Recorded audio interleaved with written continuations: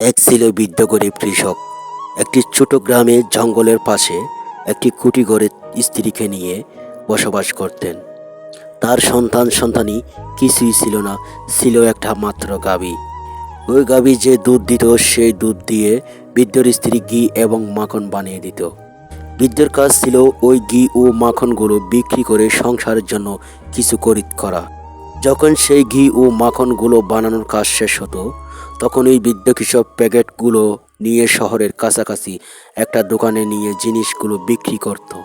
যেদিন মনে হতো টাকার প্রয়োজন নেই, সেদিন বৃদ্ধ লোকটি ওই মালের পরিবর্তে দোকানদারের কাছ থেকে সংসারের খাবার দাবার হিসেব অনুযায়ী 1 কেজি চিনি, 1 কেজি ঢাল, কিছু পরিমাণ চাল, এমনই যখন কিছু প্রয়োজন হতো নিয়ে আসতো।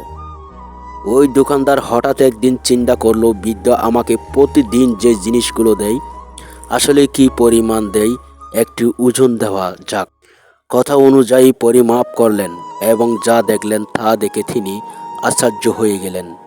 প্রতিটি প্যাকেটেই 900 গ্রাম করে।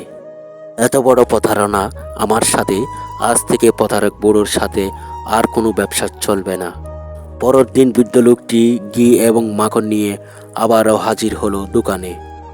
দোকানদার তাকে দেখে রেগে কুপতে চিৎকার করে বলতে লাগলো, প্রতারক, এখনই আমার সামনে থেকে দূর হও। আমার দোকানের আশপাশেও যাতে আর তোমাকে কোনোদিন না দেখি। যেখানে তোমার মতো প্রতারক আছে, তাদের সাথে গিয়ে ব্যবসা করো।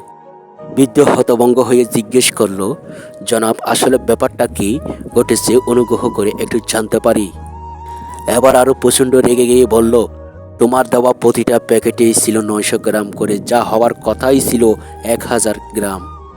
তখন বৃদ্ধ মাথা নত করে বিনয়ের সুরে জানালো, আসলে হয়েছে কি জনাব, আমি তো গরিব, ওজন দেওয়ার কোনো জিনিস কেনার মতো টাকা আমার কাছে যথেষ্ট নেই। সেজন্য আমি আপনার কাছ থেকে যে 1 কেজি চিনির প্যাকেট ক্রয় করে নিয়ে যেতাম, সামান্য একটা দাঁড়িপাল্লায় আপনার চিনির প্যাকেটে এক পাশে রাখতাম, আর আমার ঘি ও মাখন এক পাল্লায় রাখতাম। তাই দিয়ে আমি আপনার কাছে নিয়ে আসতাম। আসলে আমি দুঃখিত জনাব, দয়া করে ক্ষমার দৃষ্টিতে দেখবেন। তখন লোকটি আর কোনো কথা বলল না। শিক্ষা: আপনি যদি আজ কারোর সাথে খারাপ ব্যবহার করেন, তাহলে পরবর্তীতে আপনি ওই ব্যবহারটাই তার কাছ থেকে ফিডব্যাক পাবেন। আর যদি ভালো কিছু করে থাকেন, তাহলে অবশ্যই ভালো কিছু পাবেন। আপনি মানেন আর না মানেন, এটাই সত্য। যদি না মানেন, তাহলে আপনার লাইফে প্রয়োগ করে দেখতে পারেন।